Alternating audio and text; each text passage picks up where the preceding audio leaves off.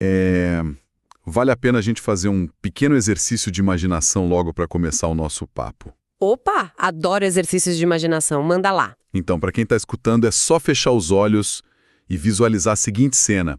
Bateu aquela fome gigante no meio da tarde. A barriga está roncando super alto. O primeiro instinto hoje em dia seria abrir a geladeira, né? Ou dar um pulinho no supermercado da esquina. Exato. Mas, nessa nossa cena imaginária, não existe geladeira nenhuma. Não tem supermercado. Nossa, já complicou. E para deixar as coisas ainda mais dramáticas, não existe nem mesmo uma casa fixa para morar. Se a comida da região inteira simplesmente acabasse, a família toda, do bebezinho ao mais velho, teria que arrumar as malas na mesma hora. Tudo nas costas, né? Tudo seria necessário carregar as coisas nas costas e caminhar por dias, tipo semanas a fio, atravessando florestas e montanhas só para encontrar mais alimento ou um lugar seguro para dormir. É uma perspectiva que muda tudo, sabe? Parece até roteiro de filme de sobrevivência. Totalmente. Mas o mais louco é que essa era a realidade absoluta da vida humana há mais de 12 mil anos. E era uma vida de movimento constante, totalmente ditada pelo humor da natureza. Se o inverno chegava com força, ou se uma manada de animais fosse embora, os humanos precisavam ir atrás. A sobrevivência dependia de estar sempre com o pé na estrada. E é exatamente por isso que hoje damos as boas-vindas a mais um mergulho profundo no conhecimento. A nossa grande missão aqui é investigar o verdadeiro, aquele grande momento ahá da humanidade. O ponto de virada. É um tema fascinante. Demais. Nós vamos descobrir como os seres humanos deixaram de ser esses viajantes eternos, sempre correndo atrás do jantar, para construir as primeiríssimas aldeias e cidades do mundo. É uma jornada em tanto. E para guiar a nossa conversa de hoje, a gente tem em mãos um material de história que é fantástico. Muito rico, cheio de detalhes visuais. Sim, é uma coleção cheia de mapas antigos, fotos de pinturas rupestres misteriosas e segredos que ficaram guardados nas pedras por milhares de anos. O que mais impressiona quando a gente olha para essas fontes é que, bom, as coisas não mudaram por mágica. Exatamente. O que mais chama atenção nesse material é perceber que essa transformação gigantesca não aconteceu da noite para o dia. Não foi tipo um passe de mágica. Ninguém dormiu numa caverna e acordou num prédio de apartamentos. Seria muito fácil se fosse assim. O clima e o comportamento das plantas e dos animais ao redor. Então, para a gente mergulhar de cabeça nessa revolução, primeiro precisamos entender quem eram esses viajantes.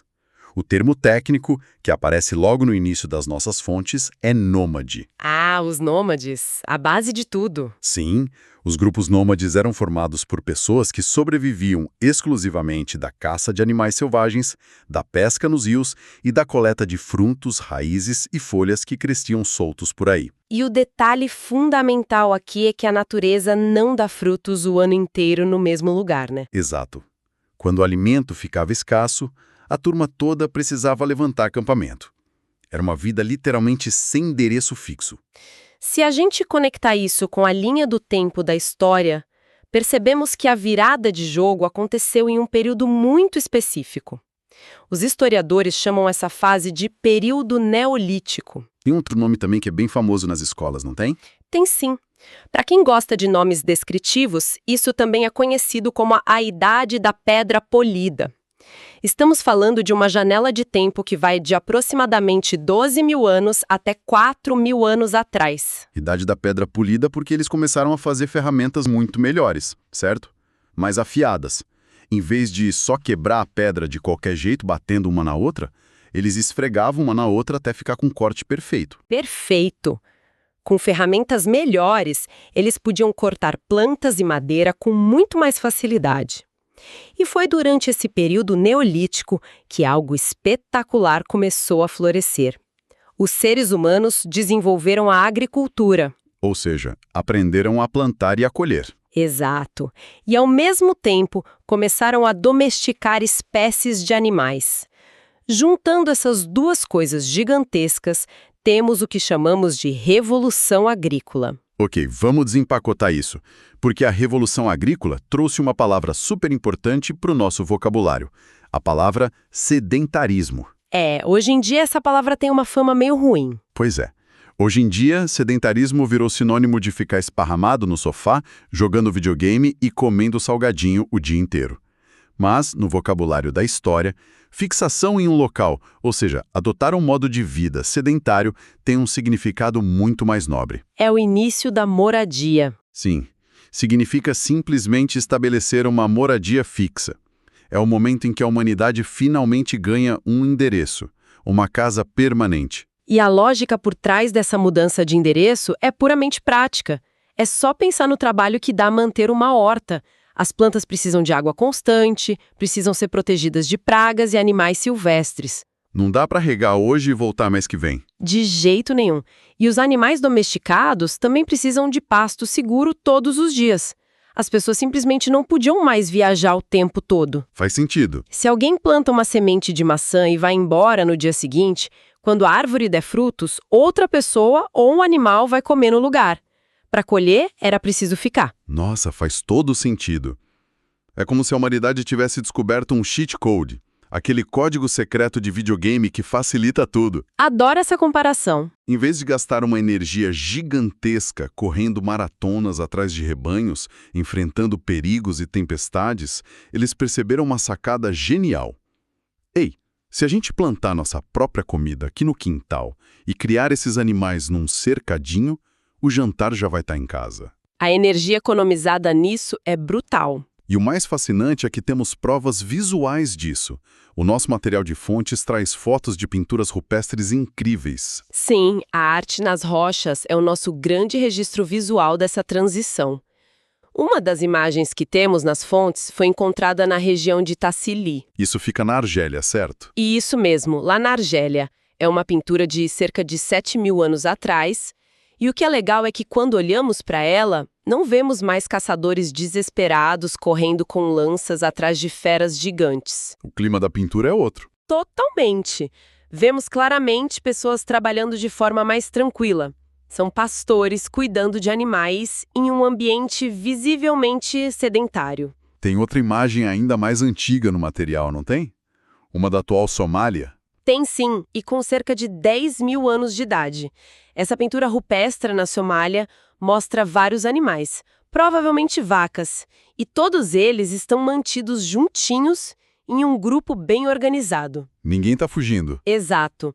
Para os pesquisadores, isso é a prova definitiva de que a ideia de organizar rebanhos, de cuidar para que os animais ficassem em um mesmo local e não se perdessem, já era uma tecnologia totalmente dominada por esses grupos humanos. Eu fico de cara com a inteligência dessa galera.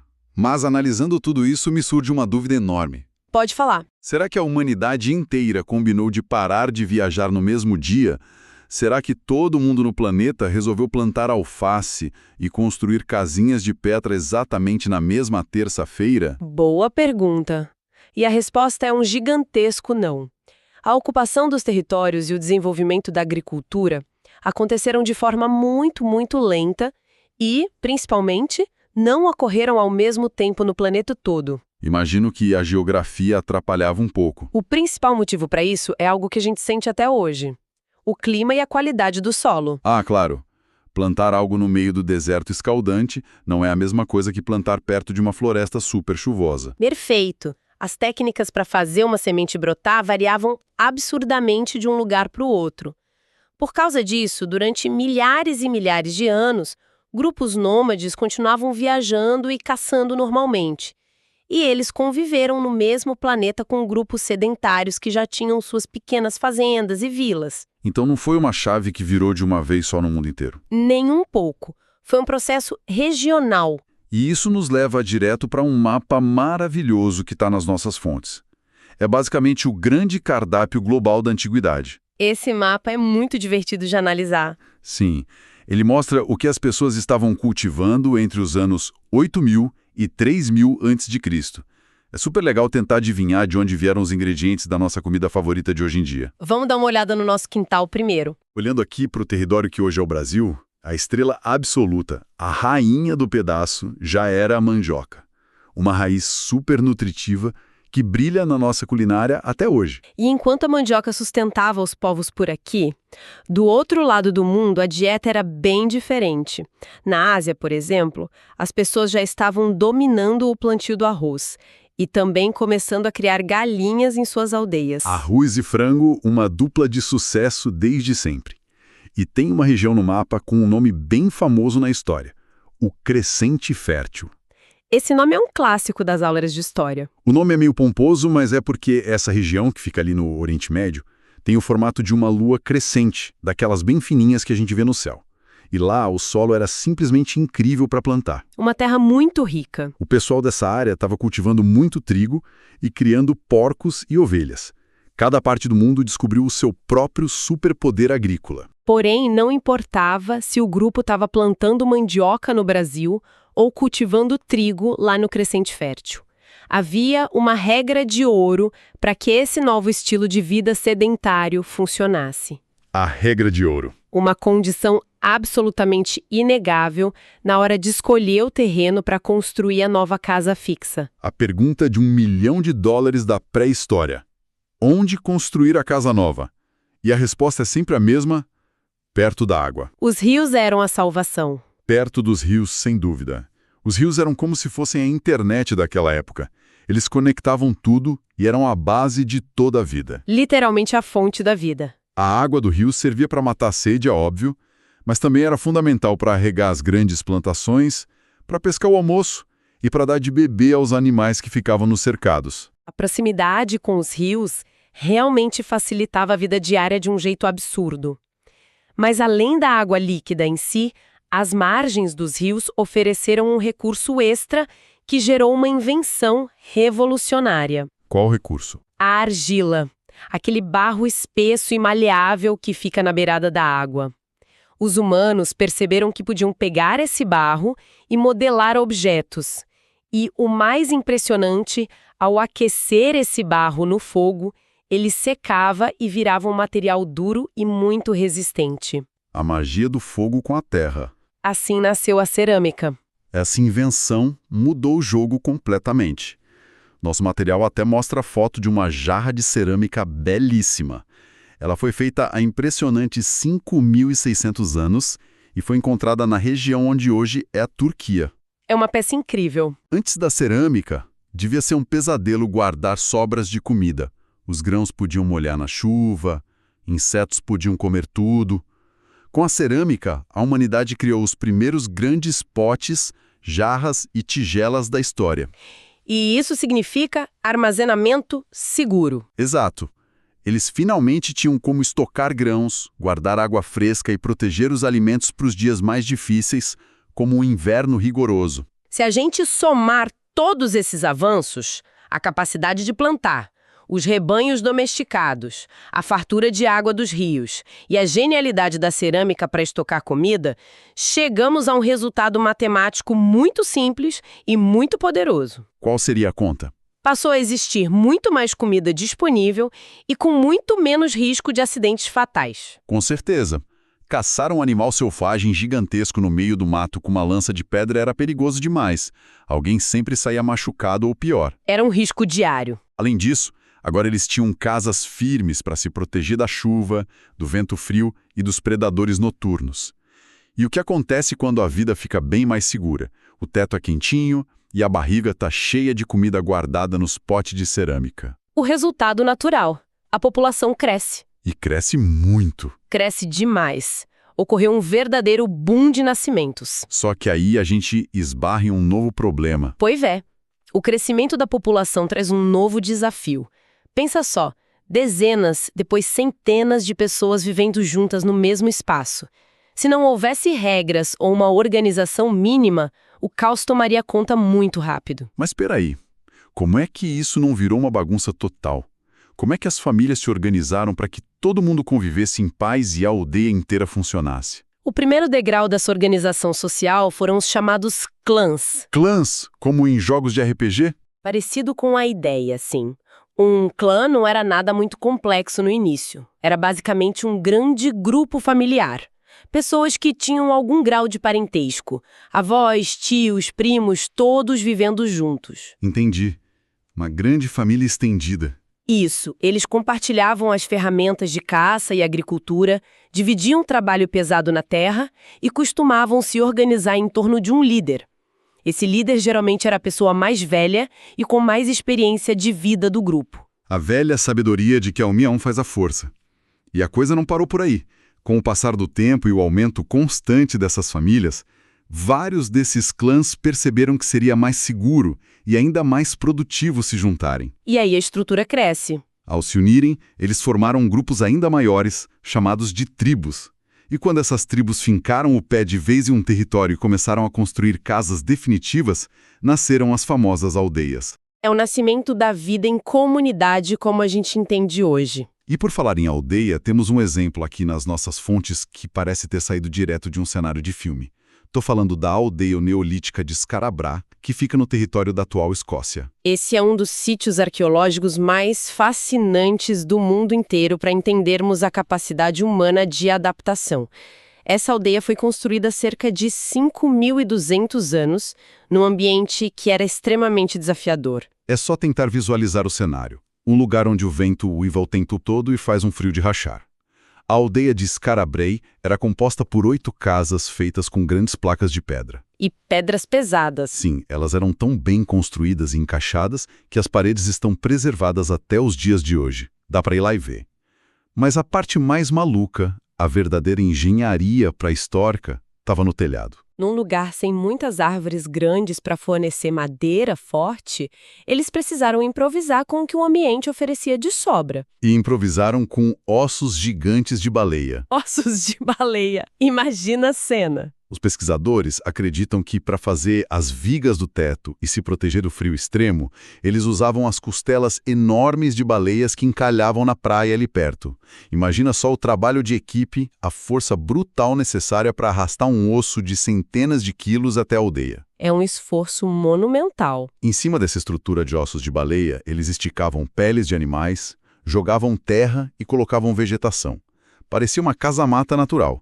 Devia ser super quentinha lá dentro, para aguentar o inverno escocês. E talvez tivesse um cheiro bem peculiar por causa dos ossos e peles, né? Com certeza. Mas brincadeiras à parte, uma casa quente é sempre muito melhor do que congelado do lado de fora. Esse tipo de construção massiva prova uma coisa essencial: a necessidade absoluta do trabalho em equipe. Sem a união, o osso não sai da praia. Exato. A vida na aldeia dependia da divisão de tarefas. Enquanto algumas pessoas uniam forças para construir tetos super pesados, outras passavam o dia pescando, cuidando do pastoreio dos animais ou do cultivo da terra. Ninguém podia ficar parado. Cada pessoa tinha uma função vital para a sobrevivência de todos. E aqui é que a nossa exploração fica realmente interessante. Quando começamos a investigar quem estava nos bastidores, liderando essa prosperidade toda, organizando a vida dentro da aldeia e até inventando as novas tecnologias, existe um grupo que merece todos os holofotes. O nosso material traz um texto do historiador Lewis Mumford, que joga uma luz fantástica sobre isso. Ele faz uma reflexão essencial sobre o papel das mulheres no período neolítico. É uma visão transformadora.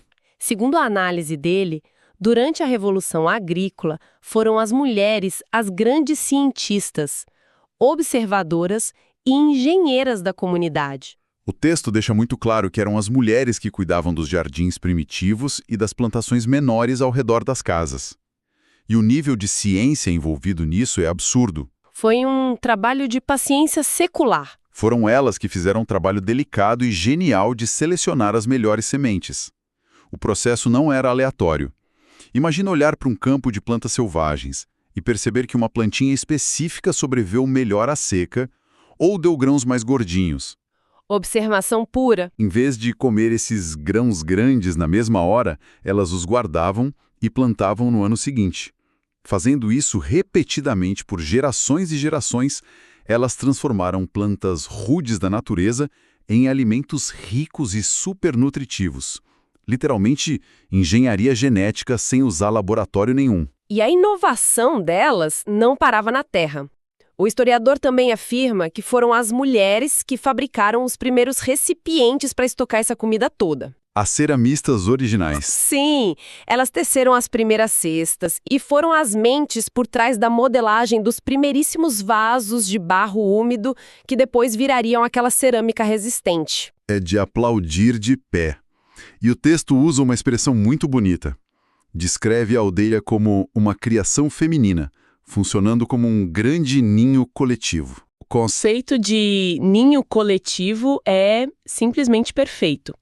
As aldeias deixaram de ser apenas um lugar para dormir, fugindo do frio, e viraram espaços altamente organizados para garantir o cuidado, a proteção e a nutrição das crianças e da comunidade inteira. Um ambiente de nutrição. Essa estrutura estável e acolhedora deu à aldeia uma vantagem gigantesca sobre o modo de vida itinerante que estava sempre exposto aos perigos da estrada. Para ajudar a gente a visualizar a importância gigantesca da figura feminina, o nosso material traz a imagem de uma escultura pré-histórica muito famosa, a Vênus de Kostionki, que foi encontrada na Rússia. É uma peça minúscula, mas com um significado gigante. É uma estatuazinha bem pequena mesmo, de uns 12 centímetros. Dá para levar no bolso tranquilamente, mas a idade dela é de cair o queixo. Ela tem incríveis 25 mil anos. Muito antiga. A estátua representa o corpo feminino e foca muito na ideia de fertilidade. E para descomplicar esse termo, fertilidade nessa época significava o poder mágico da natureza de fazer a terra dar bons frutos e a capacidade das famílias de crescerem com crianças fortes e saudáveis. Sem esse foco central no cuidado e sem o desenvolvimento agrícola liderado nesse ninho coletivo pelas mulheres, a capacidade de gerar um excesso de alimentos simplesmente não existiria. A roda ia parar de girar. Sem comida sobrando para guardar, as pessoas teriam que continuar caçando para sempre. E a vida urbana complexa que conhecemos hoje jamais teria saído do papel. E por falar em vida urbana, o salto dessas aldeias que começaram com tetos de osso de baleia para as primeiras grandes cidades foi impressionante. Um salto de milhares de anos mais impressionante. Depois de muito tempo aprimorando a agricultura e a convivência, as aldeias cresceram tanto que não dava mais para chamar de vila. No mapa das nossas fontes, fica evidente que as primeiras cidades de verdade nasceram numa região chamada Mesopotâmia. Isso foi por volta do ano 4000 a.C. A Mesopotâmia ficava ali no Oriente Médio, na região onde hoje encontramos países modernos como o Iraque, a Síria e o Kuwait. Ali surgiram cidades enormes e importantíssimas para a história, como Ur, Uruk e Erido. Cidades lendárias. E adivinha a localização estratégica delas? Sempre coladas nas margens de dois rios muito famosos, o Rio Tigre e o Rio Eufrates. A regra da água continuava valendo com força total. A regra de ouro nunca falha. E viajando pelo mapa lá para o outro lado, onde hoje ficam o Paquistão, o Afeganistão e a Índia, existia outro rio gigante, o Rio Indo. Outro berço de civilização. E nas margens dele cresceu uma metrópole da antiguidade chamada Harappa. O material diz que Harappa era tão avançada, mas tão avançada, que as casas já eram feitas de tijolos super bem padronizados. E a cidade tinha até ruas planejadas e sistemas para água suja escoar. Uma infraestrutura de dar inveja. Eles já tinham noções de encanamento de água milhares de anos antes da invenção dos canos de plástico que a gente usa nas casas hoje em dia. É o verdadeiro ápice da adaptação e da inteligência humana naquele período. E antes da gente finalizar, o nosso material traz algumas daquelas curiosidades históricas que são ótimas para compartilhar com os amigos na escola. Oba! Adoro curiosidades. Por exemplo, a impressionante cidade de Çatalhöyük, que fica na atual Turquia. Ela é considerada um dos povoamentos humanos mais antigos do mundo. E o detalhe é que as casas lá eram construídas tão grudadinhas umas nas outras que quase não existiam ruas no chão. Sem ruas. Como eles andavam? Acredita-se que as pessoas andavam pelos telhados para ir de um lugar para o outro. As portas ficavam no teto. Isso mostra bem a transição meio caótica das pequenas aldeias para as aglomerações maiores. Andar pelos telhados devia ser no mínimo divertido para as crianças da época. Um grande parquinho nas alturas. Com certeza. E a fonte também fala de Persépolis, uma cidade construída há uns 2.500 anos, onde hoje é o Irão. O detalhe incrível é que o grande portal de entrada dessa cidade tinha um letreiro enorme com inscrições esculpidas em 3 línguas diferentes. 3 línguas no mesmo portal? Uma verdadeira placa de trânsito em 3 idiomas lá na antiguidade, só para receber viajantes e comerciantes de todo o canto do mundo. E tem também a antiga cidade de Palmira, na atual Síria. Palmira era um grande centro. Fundada ainda lá no período neolítico, com o passar dos séculos ela se transformou num gigantesco ponto de parada. Era como se fosse o maior shopping center a céu aberto do mundo antigo. As caravanas de comerciantes paravam lá para descansar e trocar todo tipo de mercadoria. Observar toda essa jornada, desde os primeiros passos, como nômades assustados, até essas grandes cidades cheias de comércio e vida, mostra a grandiosidade da criatividade humana. Então, o que podemos levar de grande aprendizado depois de explorar todos esses mapas e pinturas nas pedras? Resumindo o nosso papo de hoje, a humanidade começou como pequenos grupos exaustos, que andavam sem parar, sempre seguindo as manadas de animais para não passar fome. Uma luta diária. E com muita paciência e observação, se transformaram em uma civilização de inventores fantásticos.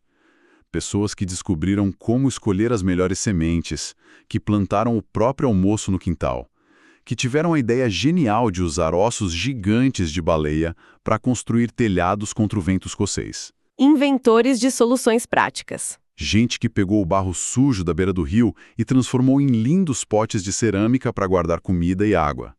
E que, degrau por degrau, ergueu cidades antigas maravilhosas.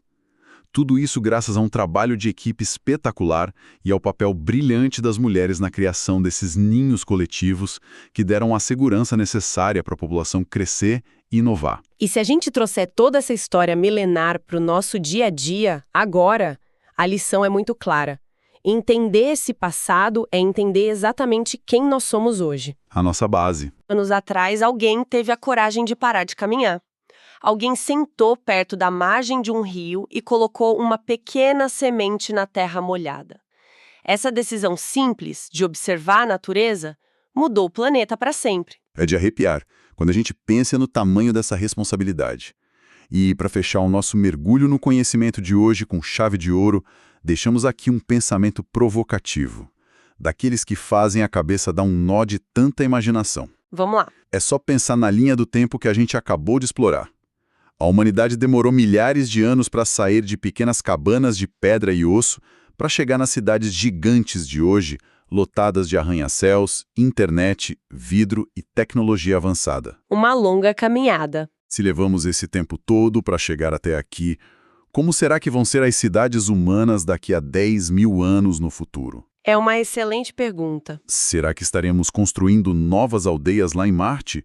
Ou em planetas ainda mais distantes, usando a poeira vermelha e as rochas alienígenas de lá, exatamente como os antigos faziam com a argila fresca dos rios e os ossos das baleias aqui na Terra? Fica aí a grande reflexão para alimentar a imaginação de todo mundo. Até o nosso próximo mergulho.